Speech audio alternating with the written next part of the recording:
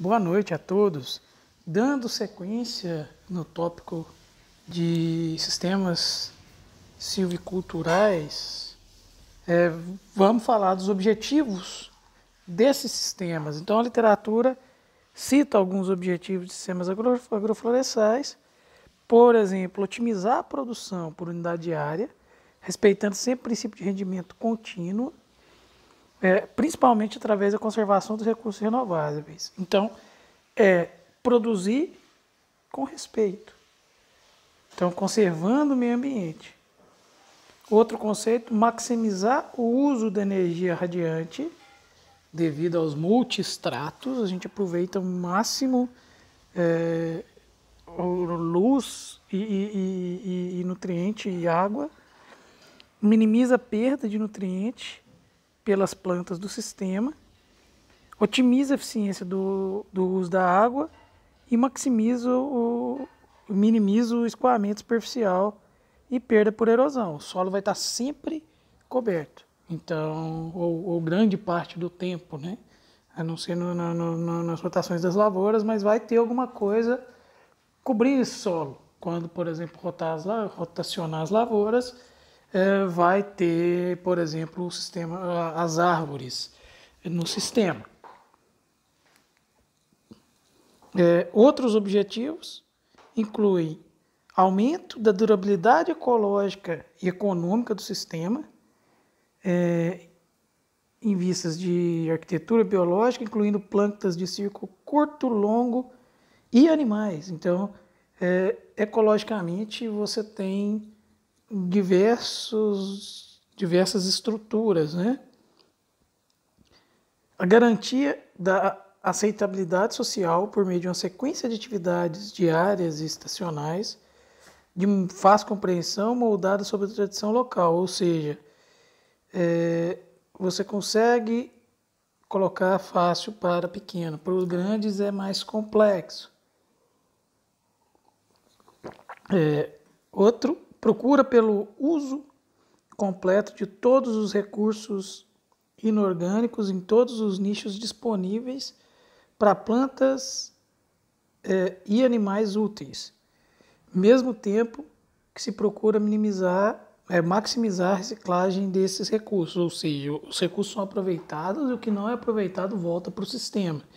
E a gente vai ver isso em adubação, que o sistema ele tem uma alta ciclagem de nutrientes, mas uma coisa que eu tenho como conceito pessoal é que esses nutrientes eles estão sendo exportados, então você está vendendo produto, seja fruta, madeira, grãos, etc.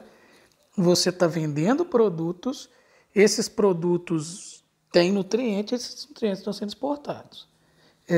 Nutriente e água, né, também, mas principalmente nutrientes, nesse caso, pensado de uma forma menos minimalista. E esse nutriente tem que voltar para o sistema de alguma forma. Seja uma adubação orgânica, seja um adubo mineral, tem que voltar. Diminuição dos riscos para o agricultor individual por meio de uma maior variedade de plantas, espécies e a elevação da qualidade de vida no ambiente. Então, você vive num ambiente muito mais confortável. Em termos de classificação dos sistemas, eu não lembro se eu já comentei, mas eu acho que já, que nós temos sistemas com árvores, sistemas com culturas agrícolas, sistemas com animais e pasto. Quando você tem a mistura de floresta com animal, ele tem sistemas silvipastoris. Então, é só pastagem, gado e árvore. Os sistemas silvipastoris, eles têm muitas vantagens. Então, a ideia nossa aqui no IF é colocar pastagem sombreada para tentar introduzir gado meio sangue de europeu para corte, Angus, para melhorar a qualidade ambiental para esse animal. Depois eu vou falar um pouco dessa qualidade ambiental, quando eu falar de ILPF, chega a diminuir em até 8 graus a temperatura ambiente em um ambiente sombreado, numa integração. Isso é muita coisa, isso gera um conforto e uma diminuição do estresse do animal muito grande. O animal pouco estressado, ele vai ofegar menos, ele vai comer mais e vai engordar mais rápido. Bom, quando eu tenho árvores mais culturas agrícolas, eu tenho sistemas silvo-agrícolas. Esses sistemas silvo-agrícolas são de extremo interesse. Por quê? Porque eu posso entrar inicialmente com espécies tolerantes ou exigentes de luz e depois substituindo por espécies tolerantes ao sombreamento. Então vão ser espécies sombreadas. Hoje é montar o sistema inteiro baseado em espécies que toleram sombreamento. Por exemplo, o café. Eu tenho cafés plantados aqui naquele quintal agroflorestal. Ele tem variações morfológicas muito interessantes. Por exemplo, a folha do café daqui de casa, porque fica sombreado, ela é maior. Então ela tem maior capacidade de fazer fotossíntese, né? E pegar uma energia que já foi filtrada em cima. Então já é uma radiação solar que já não está tão com a total intensidade. Além disso, o café é de mata, né? O café ele é de região sombreada e os melhores cafés do mundo são plantados, por exemplo, na Colômbia e, sei lá, pelo menos 80% deve ser sombreado. Então, além do processo, eles produzem o café sombreado. O café sombreado ele tem outras vantagens, por exemplo, questão de amadurecer mais de uma vez só. E se eu tenho grão maduro de uma vez, eu consigo colher tudo e eu vou ter um percentual de cereja, café cereja, que é o café vermelhinho maduro, né? Maior, e eu consigo fazer uma seleção. Isso se eu não fizer a seleção manual, né? Colheita manual e individualizada, só de grão maduro.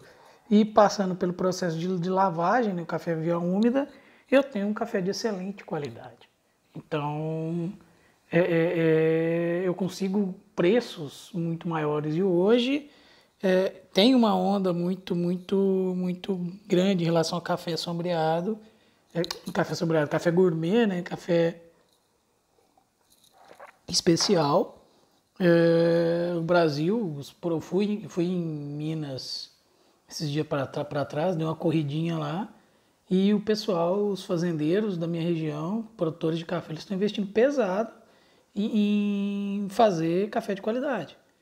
Então, eles conseguem vender o café muito mais caro do que eles venderiam de outra forma. Então, um pacote de meio quilo de café especial vale o que? Uns R$30. Um pacote de meio quilo de café normal no mercado, 10. Então, R$15. Então, você tem um ganho muito grande nesses processos. Outras culturas que são de sistemas inteiramente silvio-agrícolas, por exemplo, o cacau. Depois a gente vai falar do cacau cabruca, que é um manejo muito interessante. Bom, e quando une os três, então, árvore, cultura agrícola e pastagem, nós temos os sistemas agro-silvipastoris. Então, essa é a classificação que nós temos. Então, sistemas separados, né? Sistemas silvopastoris, agro-silvopastoris e silvagrícolas. Essa classificação dos sistemas, ela ainda pode ser dividida ou colocado, né, quanto à sequência que as espécies vão estar. Por exemplo, safras sequenciais, ou seja, as culturas vão entrar uma na sequência da outra. Então, o sistema o rotativo, que era aquele que o pessoal abandonava, entrava com capoeira melhorada, sistema taúngia, Então eu dou sequência. A cultura agrícola sai e entra a árvore.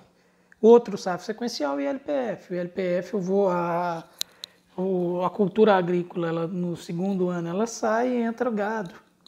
Então ela é um taunja modificado, né? Então esse é um exemplo de sistemas sequenciais. Então as espécies vão alternando no sistema. Ele é fluido, ele é um sistema fluido. E sistemas simultâneos. Na verdade, esse agrosilvopastoril, as espécies ocorrem simultaneamente. Então, ele é um sequencial simultâneo. Por quê?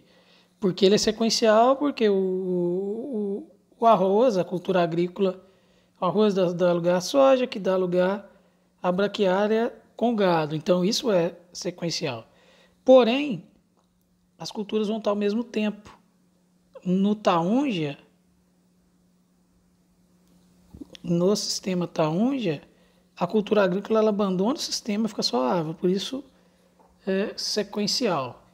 Esse é um simultâneo que também não deixa de ser sequencial, ou aqui quintais agroflorestais, que as espécies vão estar todas ao mesmo tempo ali, e se tiver alguma alteração vai ser pouca no arranjo do sistema com o tempo. Sistemas complementares, por exemplo, cerca viva e quebra-vento. Então, eu consigo fazer um sistema de cerca viva para cercar a pastagem e etc. E quebra-vento, por exemplo, o café utiliza-se muito do quebra-vento para reduzir ventos e diminuir essa questão de perda que o vento vai passar aqui, ele vai aumentar a transpiração, que vai diminuir a produtividade, ou que vai forçar o fechamento de estômatos, dos estômatos da folha, e a planta vai produzir menos. Então, é um tipo de SAF que ele é complementar. Opa! Acho que passei mais de um, não passei não. Vantagens e desvantagens dos sistemas agroflorestais. Como vantagens, conserva o meio ambiente. Por quê? Porque ele é um ecossistema muito mais diverso. Melhora a exploração de recursos, melhora a qualidade química, física, microbiológica do solo, porque tem menos envolvimento, tem ciclagem de nutrientes, e as raízes vão melhorando a qualidade química, física desse solo também. Então o solo vai se estruturando com o tempo. Menor necessidade de insumos e melhor aproveitamento de adubos. Por quê? Essa relação tem a ver com a matéria orgânica. Então aumenta-se matéria orgânica, você melhora a CTC do solo, que é a capacidade de troca catiônica. Por quê? Porque a CTC da matéria orgânica ela é alta, ela é semelhante a solos 2:1. Então, se eu tenho solo com teores maiores de matéria orgânica, eu tenho solos que têm um melhor aproveitamento. Eu participei de uma banca de doutorado de um professor dos solos aqui, e ele está trabalhando no solo que é muito argiloso. E esse solo muito argiloso, ele está sendo feito, isso para plantio de soja, milho e tal, plantio direto há 8 anos, se não me engano. E esse solo, ele já tem um teor de matéria orgânica elevado, eu não lembro muito bem quanto, mas esse teor de matéria orgânica, ele tamponou esse solo a ponto de o fósforo, a aplicação de fósforo no plantio, ela não está sendo necessária. Então, por exemplo, a aplicação de X toneladas de fósforo e a testemunha sem nada, deu resultados produtivos iguais. Logicamente, com um solo tamponado desse, nós temos que adubar pelo menos o que a cultura retira, né? Então, se a cultura retira X quilos de fósforo no grão, o grão tem X por teor de fósforo, eu tenho que repor pelo menos isso. Mas esse solo tamponado, ele é maravilhoso, principalmente os solos ácidos, solo cerrado, que tem uma absorção de sódio, de fósforo muito grande, esse fósforo que é imobilizado no solo e etc. Então, a matéria orgânica, ela corrige isso de uma forma fantástica. Maior produtividade global, ou seja, individualmente eu tenho menos área para cada cultura. Porém, somando tudo, as culturas vão produzir mais, porque está aproveitando melhor a área. Melhor distribuição de mão de obra, isso é fato, por quê? Porque as culturas demandam mão de obra em épocas diferentes, então eu posso diluir minha mão de obra e ela ter trabalho durante todo o período. Melhor distribuição de renda, principalmente para pequenos. Menor risco econômico, justamente por causa da distribuição da produção. A produção é distribuída no tempo, então eu tenho menores riscos de uma quebra de uma safra que eu quebrar, na verdade, quebra a safra de um produto e eu tenho outros. Fixa o agricultor no campo, melhora a alimentação de populações rurais, principalmente populações de carentes e de baixa renda, conforto térmico na minha área produtiva, possibilidade de controle de plantas invasoras dependendo do modelo escolhido. Então, eu consigo controlar plantas invasoras porque vai estar sombreado. O sombreamento vai controlar algumas plantas invasoras, por exemplo. E tem um papel importante na recuperação de áreas degradadas. Desvantagens. E aqui a gente vai ver sistema agroflorestal específico para a recuperação de áreas degradadas. Reserva legal, produtiva. É maravilhoso. Conhecimentos limitados é desvantagem. Então, técnicos e produtores não têm tanto conhecimento e mudar a cabeça, principalmente do produtor, é muito difícil. Falta de tradição dos agricultores, que é isso mudar a cabeça. Manejo mais complexo, então eu tenho que entender muito melhor e o manejo ele é mais complexo. O custo de implantação, como são diferentes espécies, mais quantidade de espécies, ele pode ser mais elevado. O componente florestal, se mal planejado, o componente agrícola pode diminuir a produção. Então, pode diminuir a produtividade por unidade de área. Dependendo do arranjo que eu colocar, pode se tornar mais difícil a mecanização. Eu tenho muitos produtos para colocar no mercado e isso pode me limitar, por isso o papel das cooperativas, e hoje tem aquela questão das cooperativas que pegam um alimento para merenda, que é de pequeno produtor e etc., obrigatoriamente, então é muito interessante. A recuperação econômica pode levar mais tempo por causa da floresta. Então, essa floresta tem um custo e ela demora mais para retirar a floresta só no final. Exploração florestal ela tem que ser bem manejada para não causar dano às culturas. Pode ocorrer excessiva exportação de nutrientes nas colheitas, por isso tem que ficar atento e repor o necessário. Pode ocorrer competição por água, luz e nutrientes, dependendo de se for mal manejado. Então, tem que ter conhecimento teórico, pelo menos, e ir colocando essa prática em áreas pequenas e aumentando isso depois. Potencial de utilização dos sistemas. Alguns exemplos aqui para fechar a aula. Cultivo de alimentos, arroz, feijão, mandioca com espécies arbóreas. Sombreamento de culturas, café, cacau. cerca viva e quebra-vento. Isso é muito interessante. Eu tenho um modelo que, na verdade, a gente vai tentar implantar ele agora também, que seria piquetes pequenos, sistema rotacionado, e a cerca viva seriam leguminosas fixadoras de nitrogênio. Então, e o sistema seria um esqueletamento frequente, como um dos sistemas que a gente vai ver, que é o de alley cropping. Eu vou esqueletar isso frequentemente e incorporar ao solo essas leguminosas. Então, eu plantaria as leguminosas adensadas, 20 por 20 centímetros, fazendo um piquetes menores, e aí sempre fazendo a poda, a incorporação dessa matéria verde aqui.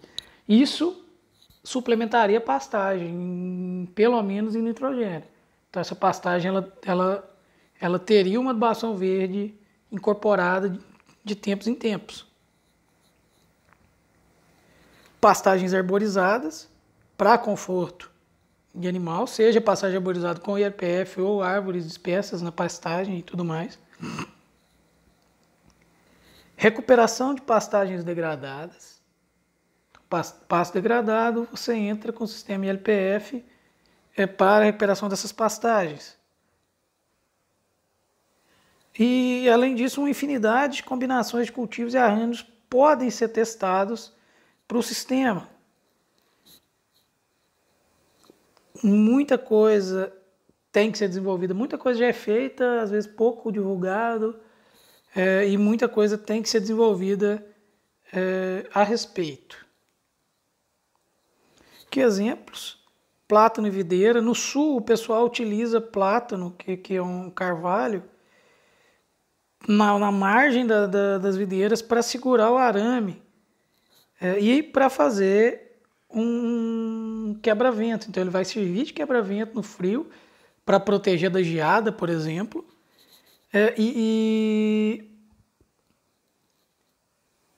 Além disso,